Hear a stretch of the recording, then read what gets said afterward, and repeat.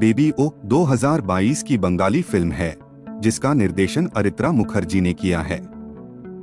Film में जिशु सेनगुप्ता और सोलंकी रॉय मुख्य भूमिका में हैं। मोस्टली हम फिल्मों में देखते हैं हीरो हीरोइन एक दूसरे से मिलते हैं, प्यार करते हैं, शादी करते हैं और कुछ ऑब्स्टेकल्स होती हैं जिसे दूर करते हुए एक फैमिली वे में फिल्म चलती है। पर बाबा बेबी ओ एक अलग कहानी है।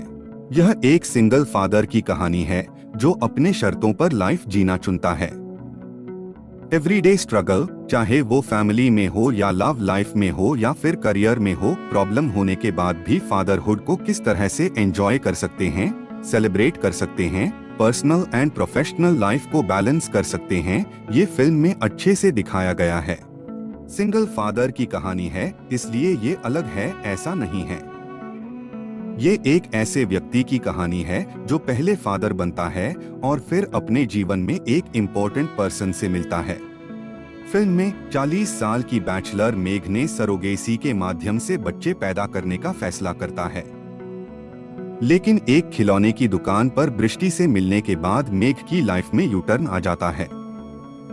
जब बच्चों की बात आती है, जहां मेघ बच्चों से प्यार करता है, वहीं बृष्टि उनसे नफरत करती है।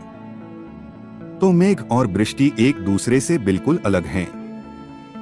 पर फिल्म इस बात को हाईलाइट करने की कोशिश करती है कि प्यार कहीं भी कभी भी हो सकता है। तो फिल्म की शुरुआत मेघ के लगातार इनकार और शादी में डिसइंटरेस्ट के कारण उसके पिता को डाउट हो गया कि क्या वह गे है और अपने सबसे अच्छे दोस्त के साथ रिश्ते में है।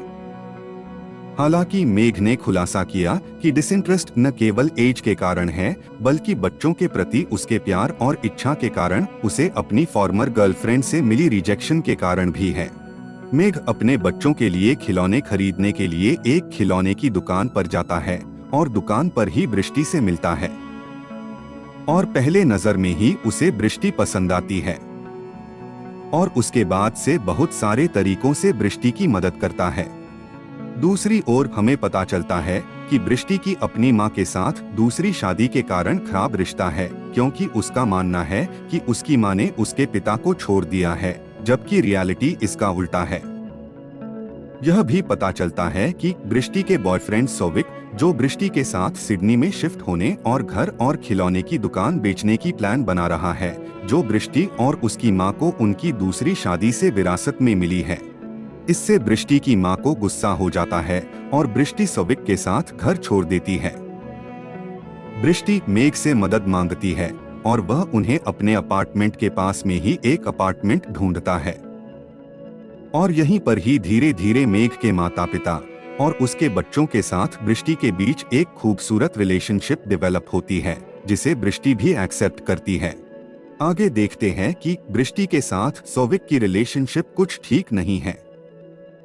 निग्लेक्ट करना, जब बृष्टि को सोविक की जरूरत होती है तब उसके साथ नहीं होना, और उल्टा मेघ है जो बृष्टि की हर बात सुनने की कोशिश करता है।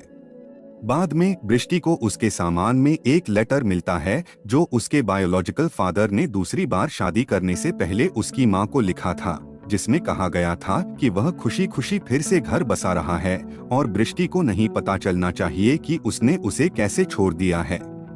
सच जानने के बाद बृष्टि को अपने अडॉप्टिव फादर और अपनी मां की शादी को एक्सेप्ट न करने का अफसोस होता है। बृष्टि सोविक से कांटेक्ट करने की कोशिश करती है, लेकिन उससे कोई कांटेक्ट नहीं मिलने पर वह मेघ से बात करती है। मेघ उसे कंसोल करता है और आखिर में बृष्टि अपनी मां के साथ भी सब कुछ ठीक कर लेती है।